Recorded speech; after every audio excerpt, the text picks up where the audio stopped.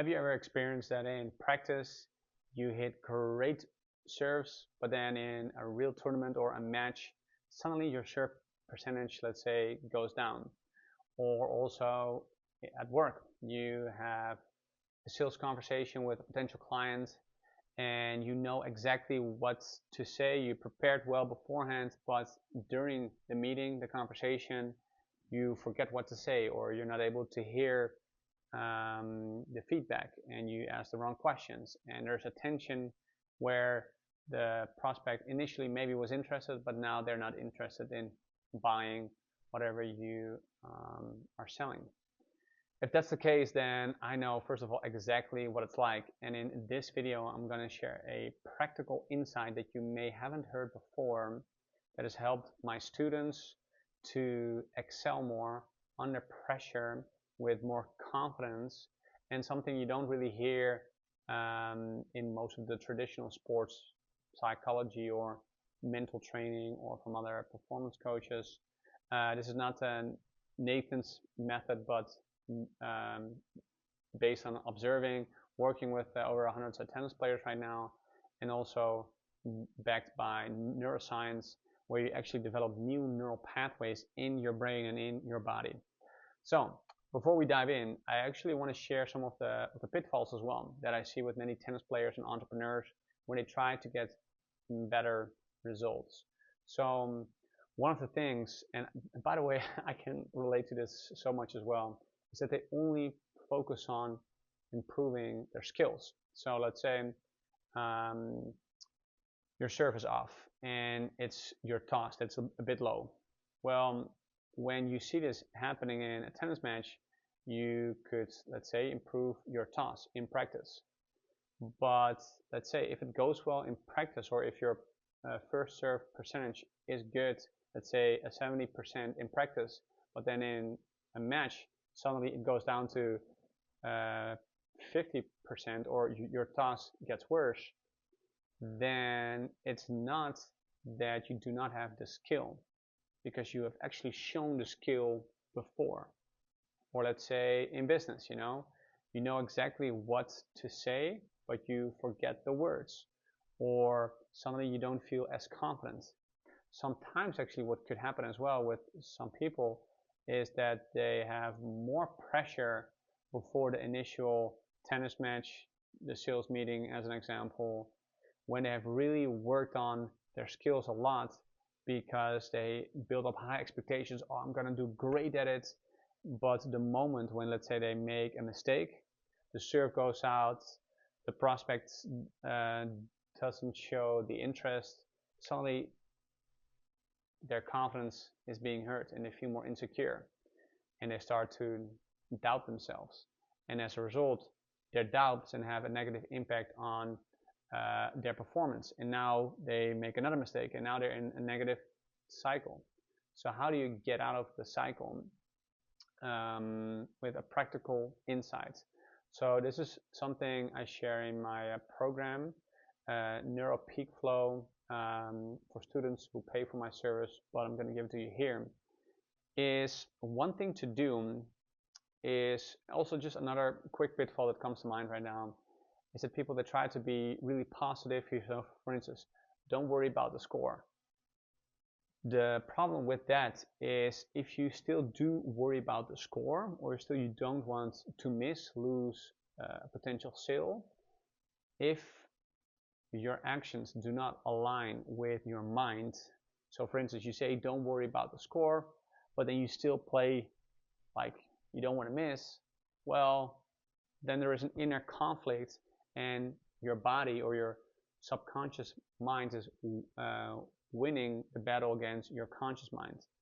And the subconscious mind, this is where you have to make the real changes, because again, it's 95% of your mind, which then has an impact on your body, your performance, and the results. So how do you go about this? So what you can do, it's going to be a little bit uncomfortable, I'm gonna be honest with you, straightforward, because it's also for those who are actually sincere about getting better results in your tennis, in your business, or just in life. To make it the goal and to choose to lose And you can do this in a practice match to lose the practice match. So for instance, if it feels far outside of your comfort zone, you can start small, like lose the game, lose the tiebreak on purpose. Yes, you heard me right. And I know some of you may be thinking, yes, but Nathan, do I then just not care? And here's a balance, because I share this in my program as well. There is a doorway almost to the flow. And on one side, you care too much. There is a sense of like, oh, I need to make the shots, I cannot lose it. Or on the other side, there is a sense of, who cares, where you don't take full responsibility and you don't have the focus and the commitment to be at your best. In the middle, you have access to more flow, something the best tennis players and entrepreneurs in the world have mastered. And it's learning by embracing the discomfort and the pressure, something I shared in one of my previous videos as well, where I did a review of the final of Jannik Sinner against Carlos Alcaraz, where Alcaraz shared in the press conference after he won the final at the French Open that he wanted to become more comfortable with these pressure and challenging situations. So what you do is simply allow yourself to lose, but at the same time you're going to give it your best. So it's not you're not going to care, you're still going to give it your best. And what happens quite often is sometimes then you go up in the score and still find a way to lose while you pretend to do your best, but see what happens.